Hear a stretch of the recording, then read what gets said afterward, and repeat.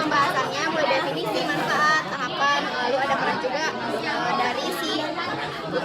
dari si kerjasama tim itu.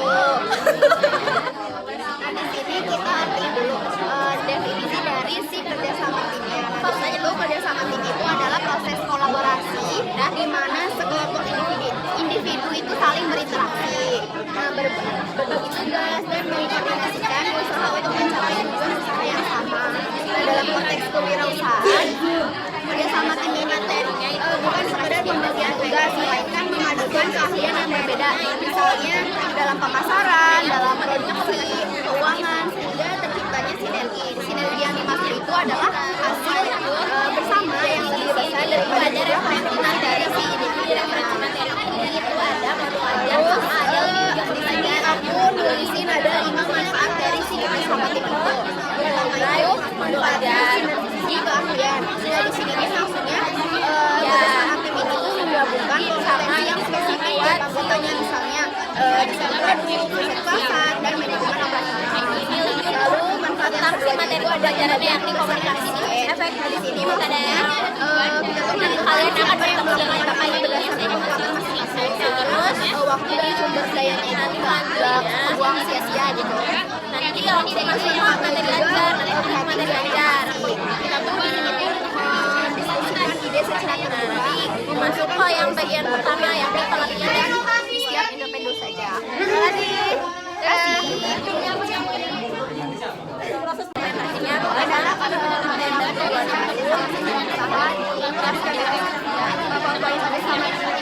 terus ini ada pengertiannya, ada proyeknya, ini ada definisi dan karakteristiknya, dan ada bagi karakteristiknya, terus ini ada jenis dari komunikasi bisnisnya, ada yang verbal, ada yang visual, terus ada yang sangat. Ini sebenarnya pembagian tugas melainkan memainkan keahlian yang berbeda. Misalnya ada terkait strategi penerapan dana, efek dari ada uji, ada pertama yang lebih besar, ada tambah dan kekuatan persuasi dari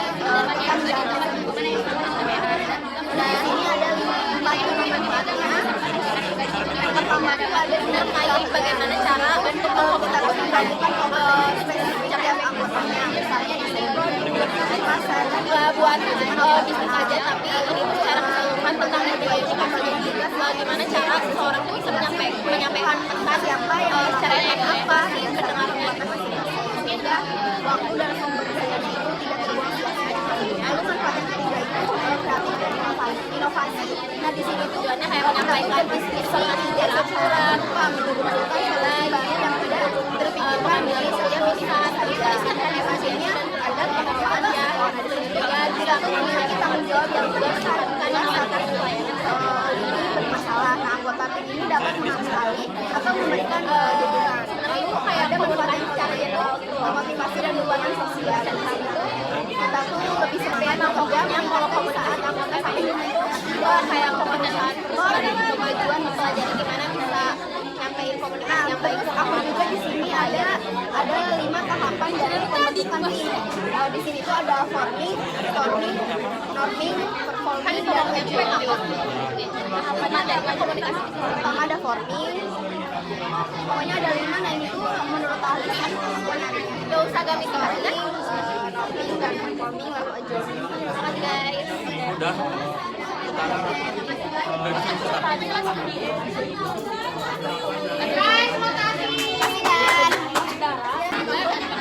Ini kebagian dari mana kerjasama dalam usaha untuk orang yang ada di perusahaan. Nah, definisi dari kerjasama tadi itu apa sih? Kerjasama itu adalah kolaborasi terus bagaimana sekelompok orang untuk saling berkoordinasi agar efisien dan mengkoordinasikan usaha untuk mencapai kualitas pelayanan dalam konteks kewirausahaan. Kerjasama itu tidak efisien pembagian tugas, melainkan memadukan keahlian yang berbeda.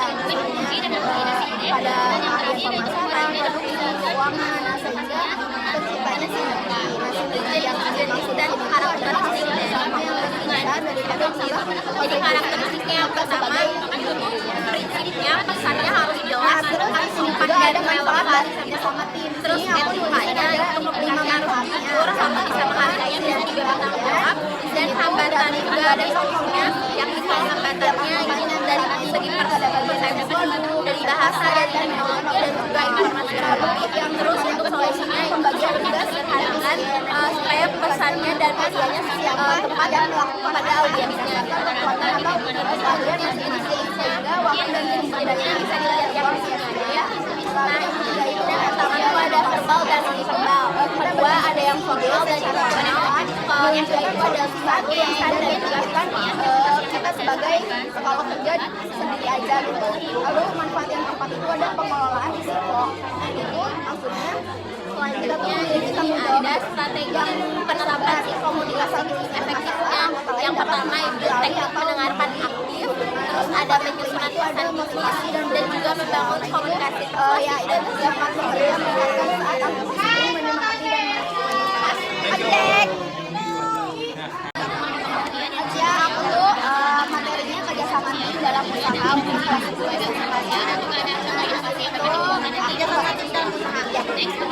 bakal ngebahas dulu definisi dari kerjasama tim dulu. Kerjasama tim adalah proses kolaborasi dimana kelompok individu itu saling berinteraksi berbagi tugas, ada referensi materinya untuk mencapai tujuan belajar, terus menjalankan lagi kewirausahaan dan pembelajaran. Kerjasama tim ini bukan sekedar pembagian tugas aja, melainkan memadukan keahlian yang berbeda, misalnya keahlian dalam pemasaran,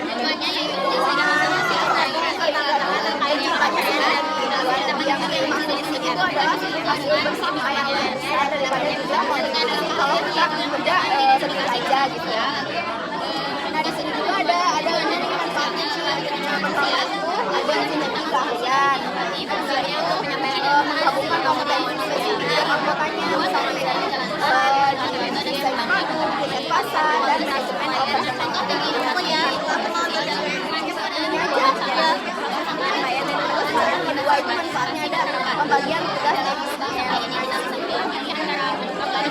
bisa menentukan siapa yang melakukan apa, kekuatan masing-masing atau keahlian masing-masing. Yang pertama sumber dayanya itu nggak kebuang sia-sia gitu. Pertama ini ada karakternya. Karakternya itu pertama presentasinya pesan harus jelas, singkat dan sopan. Terus yang tidak terjadikan harus saling menghargai dan juga bertanggung jawab. Dan hambatannya itu lihat dari segi persepsi dan bahasa, tanggung jawab yang informasi ini solusinya harus disederhanakan.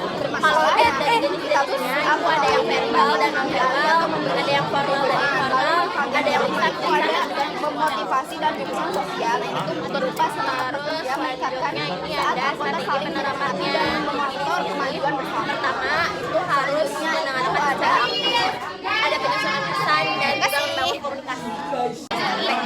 Apakah jadi aku ini kebagian di mana kerjasama tim dalam usaha buat kelas 10 SMA. Nah, pertama yang mau aku bahas agaknya ya dari si kerjasama tim itu. Pertama-tama di sini ada referensi materi. Jadi kalau di sini kita bisa belajar. Terus kalau misalkan bagi tugas, bisa apa? Dia pembelajaran. Dan nanti ketemu apa ya? Terus nanti kalau di lab ini ada materinya. Materi ajar berbeda. Terus ya dalam belajar terkait pemikiran dan pembelajaran. Nah, komunikasi bisnis itu adalah proses penyampaian dan penyebaran informasi yang di dalam konteks bisnis adalah bisa disampaikan dengan sama yang lebih besar daripada yang apa sih kalau kerja sendiri aja dan kerja mendukung pengambilan keputusan juga itu ada visi yang memanfaatkan keahlian dan juga keahlian lalu kemudian juga pasien lalu dan inovasi lalu ada jenis-jenis dari komunikasi yang efektif. Nah, di sini karakternya ada prinsip, etika dan hambatan. Nah, pesannya harus jelas, singkat, sopan dan juga relevan. Untuk etikanya, komunikasi itu harus jujur, harus bertanggung jawab dan juga menghargai. Kalau hambatannya biasanya dari informasinya yang berlebihan, solusinya adalah sederhanakan pesannya. Untuk jenisnya itu ada komunikasi verbal dan non verbal, ada formal dan informal, terus ada lisan, tulisan dan juga visi. Di sini tuh muncul konflik pendapat, perbedaan gaya kerja dan negosiasi. Lalu di selanjutnya ada penerapan dari komunikasi di sekolah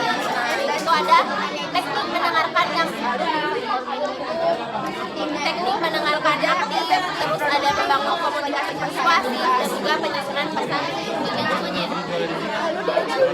Udah karakteristik itu dari belum tercapainya, lalu introvert atau bertransport. Siapa yang ngomong?